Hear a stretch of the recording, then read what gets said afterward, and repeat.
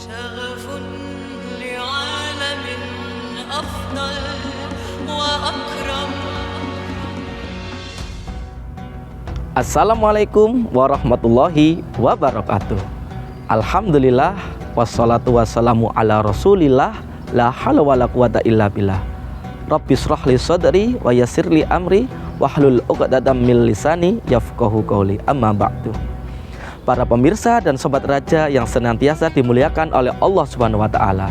Alhamdulillah, sungguh Allah telah memberikan kita semua berupa banyak sekali kenikmatan yang tiada bandingannya. Salah satu kenikmatan yang kita rasakan saat ini adalah kita masih dipertemukan dengan bulan yang suci, yaitu bulan Ramadan kepada kita semua. Maka sebagai muslim yang bertakwa, kita harus bersyukur dengan menjalankan amal-amal ibadah dalam bulan Ramadan ini dengan sebaik-baiknya. Para pemirsa dan sobat raja yang senantiasa dirahmati oleh Allah Subhanahu wa taala. Maka dari itu, di bulan Ramadan kali ini, marilah kita gunakan untuk meningkatkan produktif kita dalam hal apapun, baik itu ibadah kepada Allah dan produktif dalam bekerja di keseharian kita. Dengan meningkatnya produktif kita, maka akan mengantarkan kita menuju ketakwaan kita kepada Allah Subhanahu wa taala.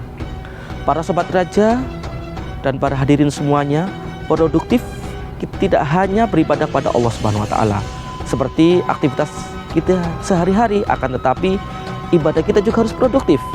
Maka dengan ibadah kita produktif, otomatis hasil kerja kita juga ikut produktif. Mengapa demikian?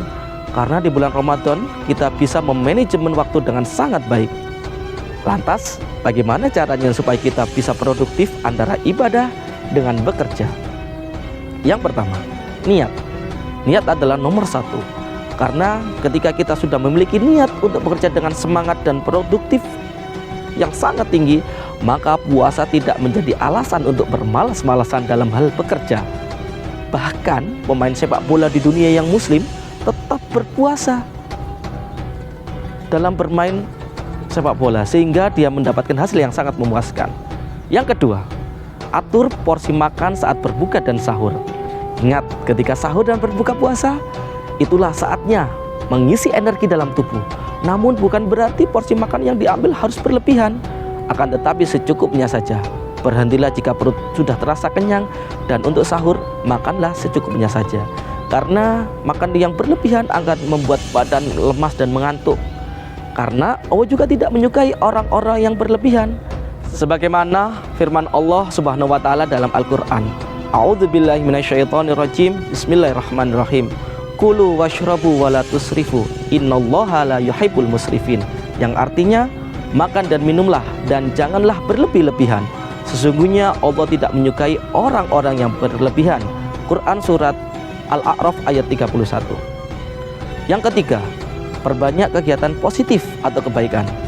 Jika di luar bulan Ramadan, hablum minallah, bagi sebagian orang hanya sholat 5 waktu dikarenakan rutinitas pekerjaan yang sangat padat.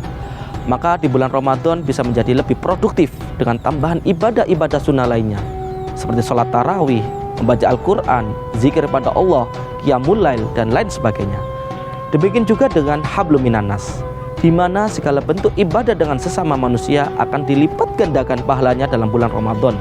Menyantuni fakir miskin, bersedekah, menolong orang yang membutuhkan bantuan, sampai menyediakan makanan untuk berbuka puasa, dapat menjadi aktivitas yang produktif yang kadangkala kita tidak punya cukup waktu untuk kita seimbangkan dalam hari-hari di luar bulan Ramadan.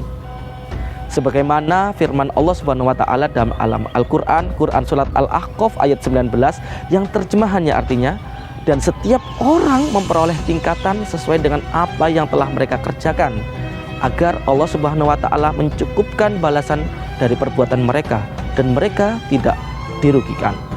Ayat ini benar-benar membuat setiap muslim untuk sebisa mungkin berlomba-lomba menjalani ibadah di bulan Ramadan ini dengan semaksimal mungkin. Di akhir kultum ini, Al-Fakir yang masih miskin ilmu ini mengajak para pemirsa mengingatkan untuk diri Al-Fakir sendiri dan mengajak para pemirsa dan sobat raja untuk bersama-sama memohon kepada Allah agar diberikan kesehatan, kekuatan dalam menjalankan ibadah di bulan Ramadan dengan ikhlas dan penuh kecintaan. Semoga setiap langkah yang kita lakukan di bulan Ramadan ini bisa mendekatkan kita kepada Allah Subhanahu wa taala dan mendatangkan berkah serta rahmat yang amat sangat luas pada kita semuanya. Amin amin Allahumma amin. Akhirul kalam. Assalamualaikum warahmatullahi wabarakatuh.